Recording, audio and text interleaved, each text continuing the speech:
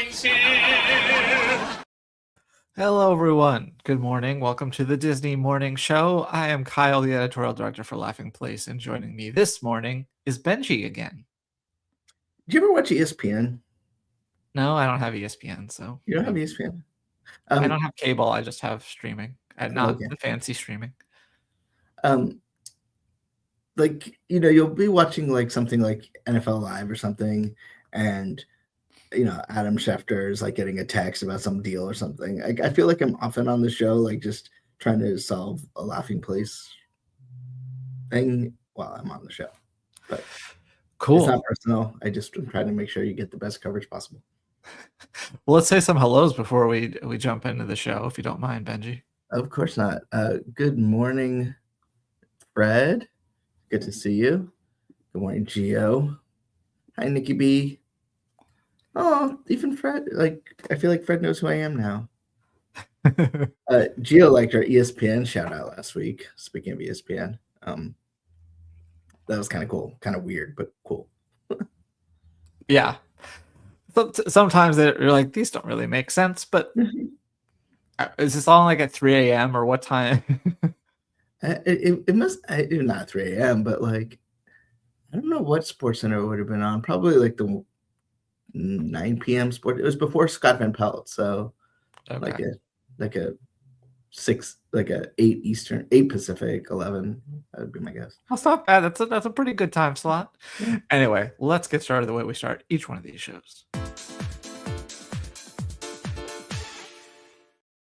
So the other day when we checked the Disney stock, it was at 105.20. Let's see where it's at today. Lower, 103.71. Not that surprising. Yeah, I think this is more about the stock market today than it does about Disney. Although I'm sure people are really overweighing the Abu Dhabi park. Yeah. But anyway, let's get into the bulk of the show.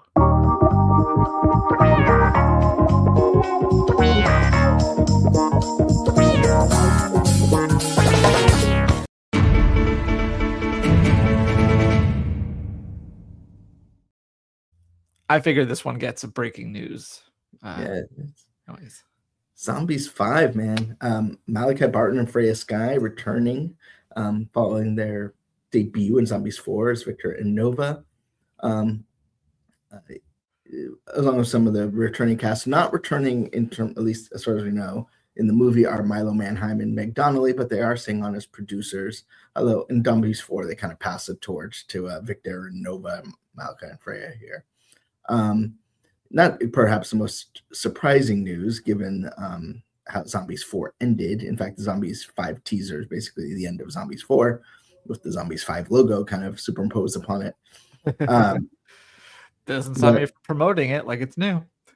I mean, these guys are getting quite the keep them busy. Freya Sky is on tour.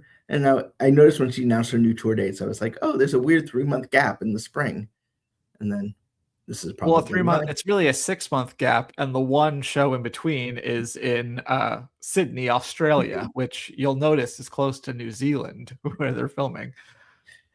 And Malachi, he presumably finished Camp Rock 3 filming, was working on the new series Coven Academy, and is probably heading straight into this. So I texted one of our publicists and I was like, God forbid you gave Malachi and Freya a day off. So they're Trevor Trudgeman from the first 3 zombie films is returning, kind of providing a link to the original run, but a lot of daywalkers, villains, and then daywalkers and vampires, and then joined by sort of mermaids who I'm sure are not as scary as they initially appear, because that's sort of the whole concept of the Zombies franchise.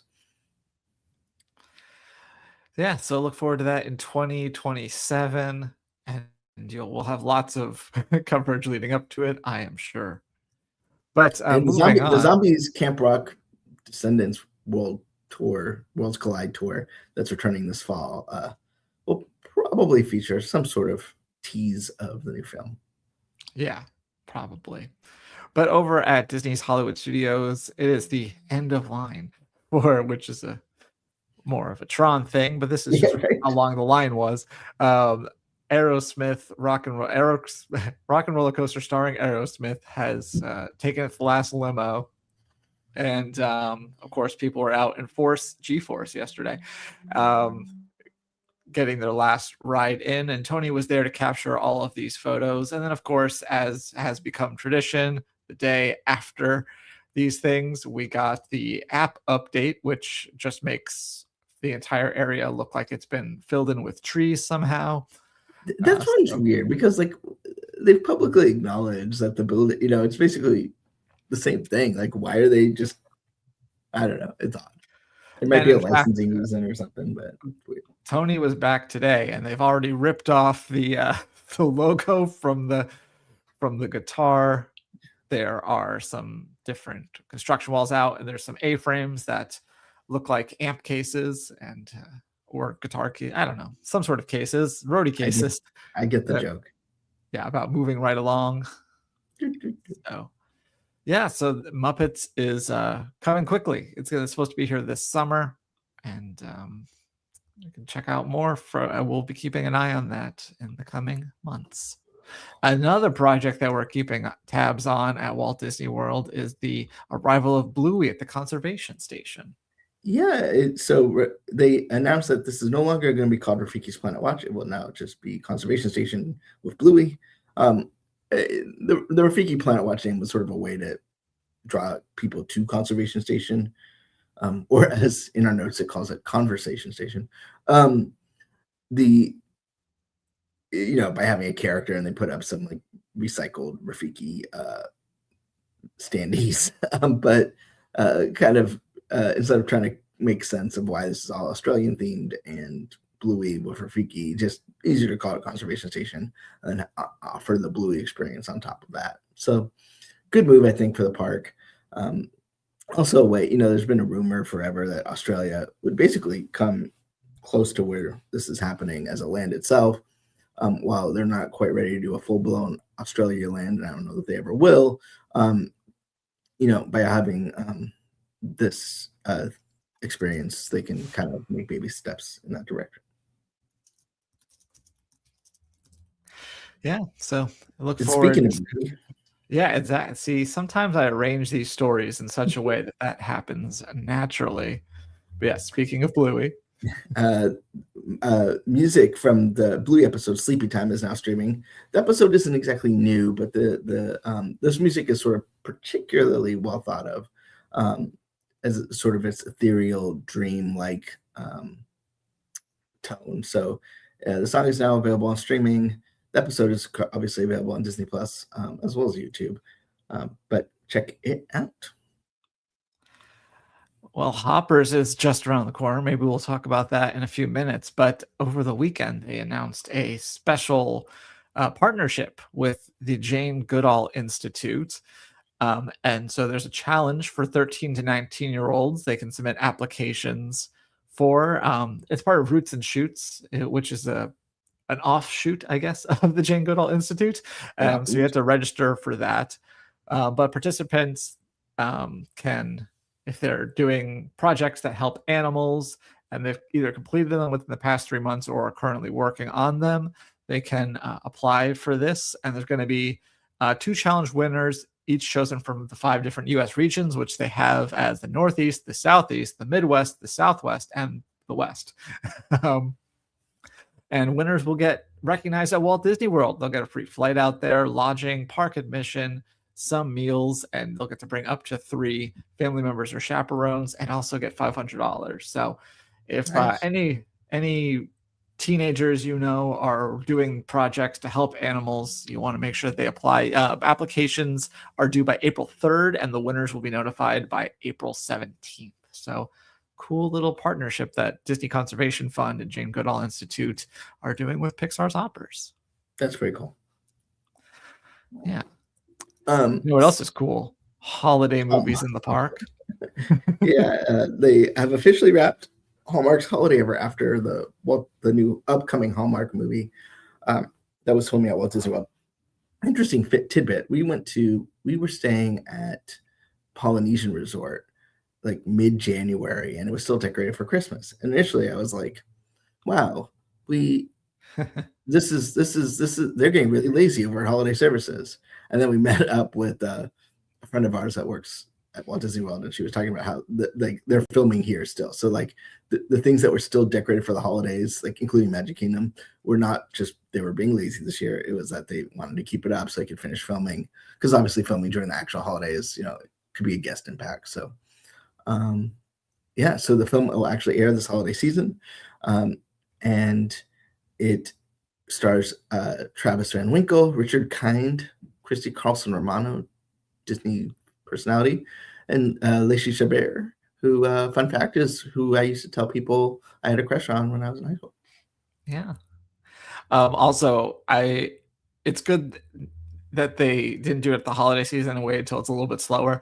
But normally these Hallmark movies, as I know from being an extra and hearing from people who are extras in these Hallmark movies and stuff, usually film like in the the height of summer. So Right. thankfully they did not subject the cast and extras to that in Florida, and did it at a more reasonable time. Yeah, the turnaround on this one is a little bit shorter than Zombies 5, but obviously Zombies 5 probably has a little bit more special effects involved. They can fix it post. Yeah. And then Minnie's Dream Factory is a show at what will be Disney Adventure World. That's what it's Yep. called. Yep. Shortly.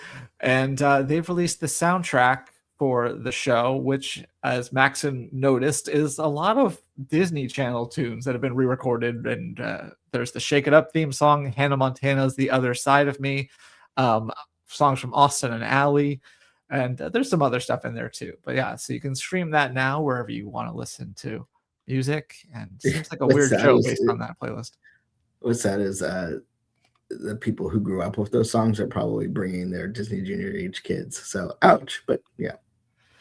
Yeah, I mean, I wonder if the shows are as popular in France as they are here, though. So I wonder if it's one of those where they're just like, kind of reusing music like they do with parades and stuff. I went to Disney on Ice recently over here in the Bay Area, and they were using songs from like Living in Color from Tokyo Disneyland, one of the Paris like celebration songs. It's like whenever they need a high energy song, like they don't want to just pick from like a film, they just go to like a park celebration. Last edition before this, they played a lot of Magic Happens and stuff. So I remember having my mind blown when I saw the Disney Friends at Sea, and it was the Disneyland Paris song, the 25th. Yeah. I was like, what? Anyway, it's Monday. So Monday is one of the 2 days where we check the Disney Plus top 10. I didn't know you can do this every day. We don't do it every day, no. Well, we do if it's tied to Sorcerer Streak, but otherwise not every day.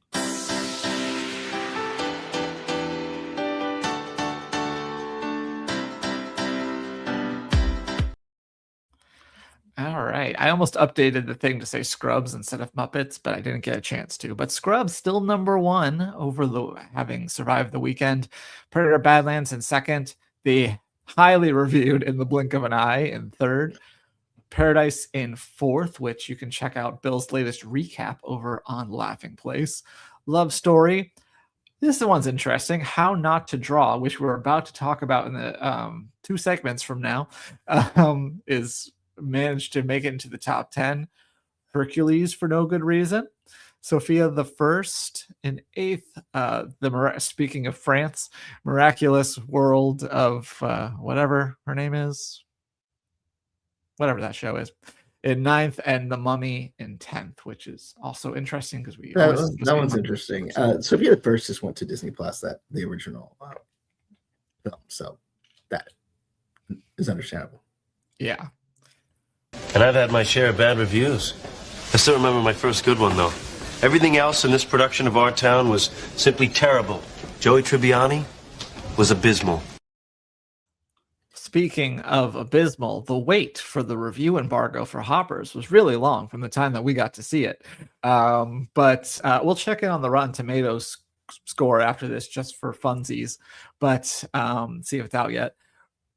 Alex did our review for Hoppers, and he says Daniel Chong's Pixar debut Hoppers is a zany, warm-hearted triumph, and his subhead is Piper Curdo and Bobby Moynihan anchor a zany, warm-hearted adventure destined to stand alongside Pixar's very best. And the final paragraph, for all its boldness, Hoppers never lets its environmental message become a lecture. At its heart, the film is about fighting for what you love, doing what's right, and the transformative power of unexpected friendship. It marks a genuine creative swing for Pixar, and it connects. With Hoppers, the studio proves it still knows how to make something that feels new and timeless all at once. And he gives it 5 out of 5 lizard emojis. That's the one thing that I'm concerned about is Overdoing Tom that. is barely in that movie. And, I don't know what people will, what people's expectations are. Yeah. I'm going to check and see if it has a Rotten Tomatoes score yet. And if it does, sure I will show does. it on screen. It does. Okay. It does. Here we go. I don't have a drum roll thing. I'll just do this.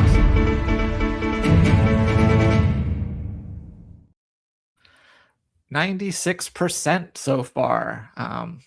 49 reviews. So that'll go up, of course, but pretty safe bet to say that it'll be certified fresh at this rate. Yeah, So, looking forward to that. Now I just want to see which ones are like who gave it a run, like how many runs. Yeah, Is Armored White still around? Like it was. Yeah, we never know. But anyway, it got 1 negative review from Laura Clifford. of Maybe overly complicated for its target's audience. It's like Dr. Dolittle crossed with Face Off. another enough. Disney movie. Yeah. And the rest. Cool. Well, speaking of how not to draw Figment, that debuted over the weekend. Are we not doing that and the rest? I did. Oh, I missed it. You missed it. It seems to be narrated by Disney fan Neil Patrick Harris. Sounds an awful lot like him if it's not him. And as Maxon noted, keep your eyes peeled for another little cameo from a Disney Parks character. But yeah, fun little short. I didn't watch the whole thing. I just scrubbed through it to get the gist of it. I will watch it. It looks like got places to be. I liked it. I just thought his voice was off. Figment's voice, not Neil. Yeah, not Neil Patrick Harris. He's doing a terrible job playing himself. Even when it's Howard not Gilmore. himself. Yeah. And then one of Benji's absolute favorite movies of all time is Into the Woods, which is an adaptation of a stage play. But the stage play is coming to the Dr. Phillips Center, right? That's where this is.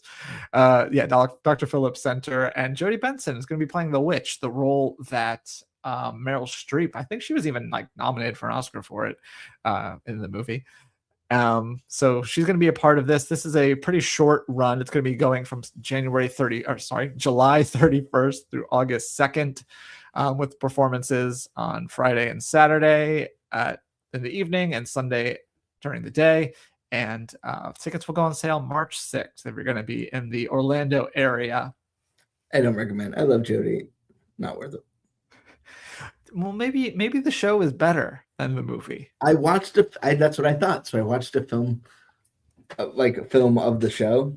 No, a lot more Wolf private parts, but no. I think you'd like Into the Woods Junior, because Junior version ends where you think the movie ends before it goes in the whole third act.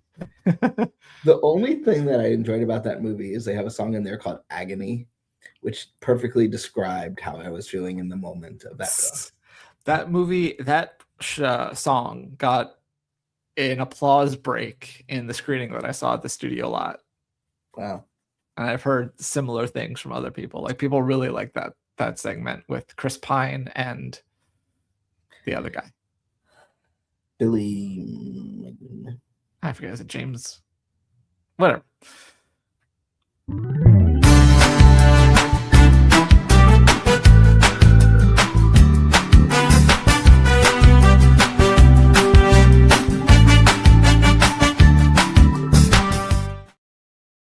The latest episode of Laughing Place on Location has arrived as Tony goes on a treasure hunt to find Bluey aboard the Disney Dream. And of course, he is successful. Spoiler alert. But you can see all the fun that he had on the ship beyond Bluey, but then also some of the Bluey offerings that were there. I've been very disappointed if we sent him on that cruise and he wasn't able to see Bluey. Yeah, that's instant termination.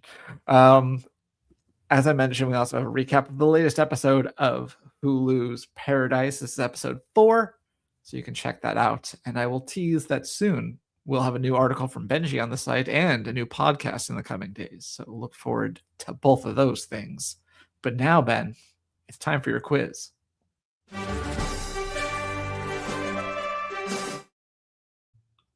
right, it's a pretty short one today. On this day in 1981, an actor and director was born. Her Disney credits include The Village, The Help, the 2016 Peach Dragon, and The Mandalorian. Jessica Chastain? No, Bryce Dallas Howard.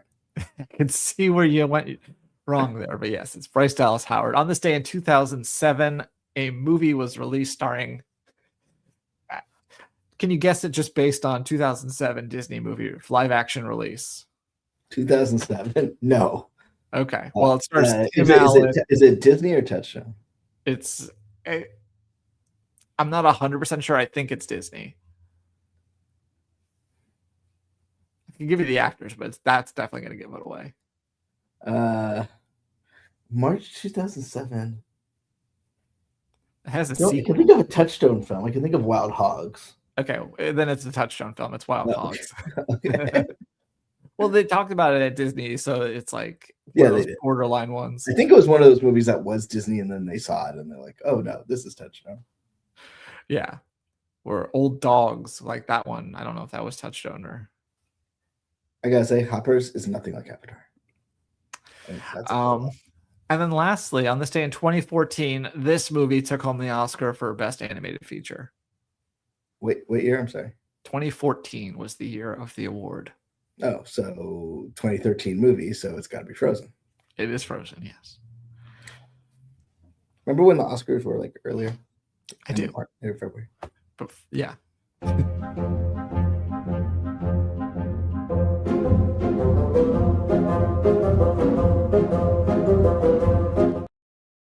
Well, Sorcerer's Streak this season has come to an end, but I figured we'd go back and look at how it went. And look at that.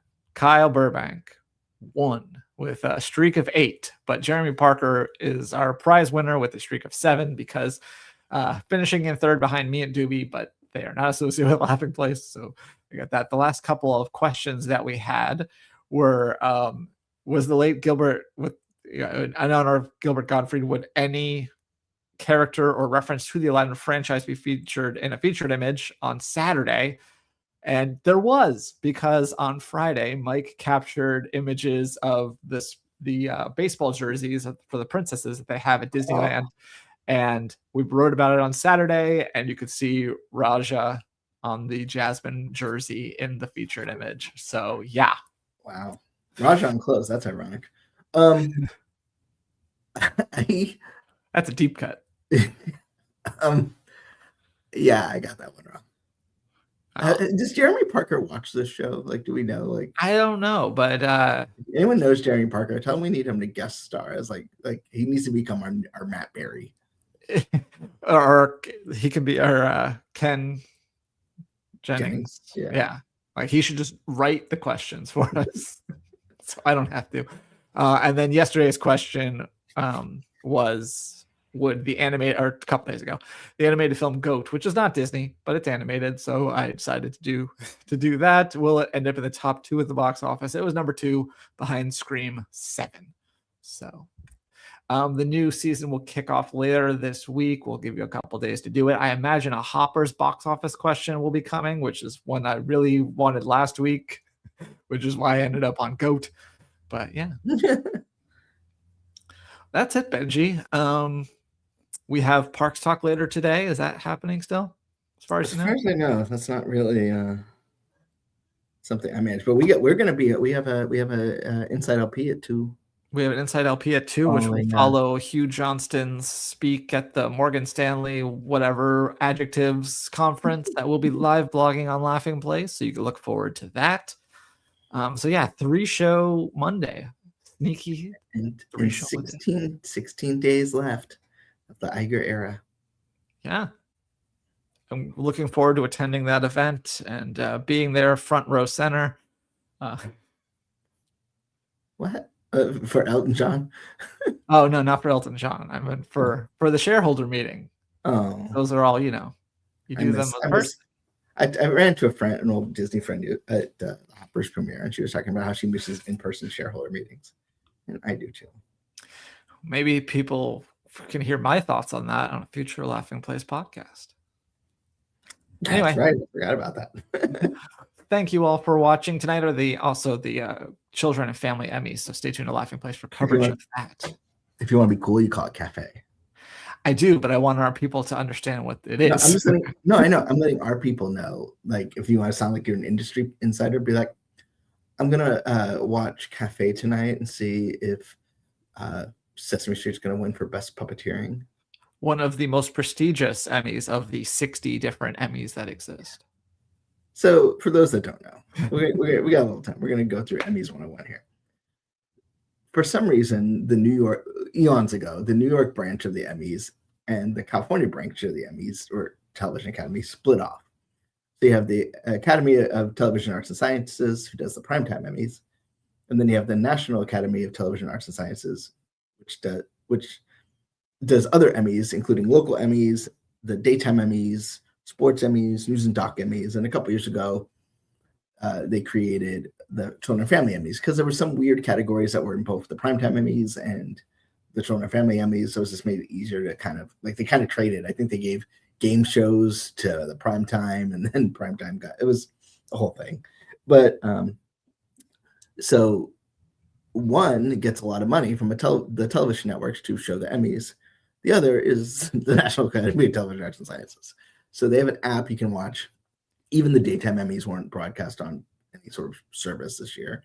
So I don't want to say they're not. For example, the host of the Children and Family Emmys is John Tartaglia. Nice guy, not exactly a household name, unless you are a Laughing Place household. But it's a little bit different vibe. But it's kind of nice because you're able to gain access. It's not as stuffy as a traditional Emmys. And they sort of tend to cover a lot of things we cover: sports, news and documentary, children and family. Not that we don't love primetime, but I'd like to point out that most of the primetime Emmy winners don't air in primetime. So, they're just streaming shows. I went back once and I looked at when did the break happen where television networks, broadcast networks, stopped winning Emmys. It was fairly recently, but it was a big break. Yeah. Meanwhile, the WGA awards aren't even happening this year. There's a certain irony of the WGA's current situation, which, if it wasn't sad, I would find hilarious. Now that we've made it to the goal line of 10 o'clock, we are just going to vamp for a few seconds just to see if there's any breaking news. I will say, Fred, yes, we do plan on doing a show tomorrow, and fingers crossed, Doobie should be back for that one. No. In between jaunts to places unknown. Everyone is traveling. There's a lot. We even had to turn down an event because I was like, we don't have anybody there. But but thanks for thanks everybody. I don't normally get to see everybody, but thanks so much for supporting us and following us and doing all the things you do and loving Disney. The things you do, America. It's going to be an exciting couple months, I think, as we try and figure out what the tomorrow era looks like. So, who is this Doobie person you speak of? There's a Hoppers tweet that they put out that says, "You smell a lot like someone who deserves a possum day." PAW, possum, because it's a beaver. That's all the news I see is a Hoppers pun. So that's what I got. we'll bid you adieu, but we'll see you back here at 2 o'clock. Is that a members only stream or is that a regular stream for Inside LP? Editor's choice. Subscribe just to be safe. Become a member so you'll know for sure that you'll get to see that at 2 o'clock, and then we'll have open to all for sure. Parks Talk at 4. Yeah, I'd say member stream, right? Because we got Parks Talk. We did this. Yeah, I think. Yeah. All right. Members only stream at 2 o'clock. We'll see you then. Bye.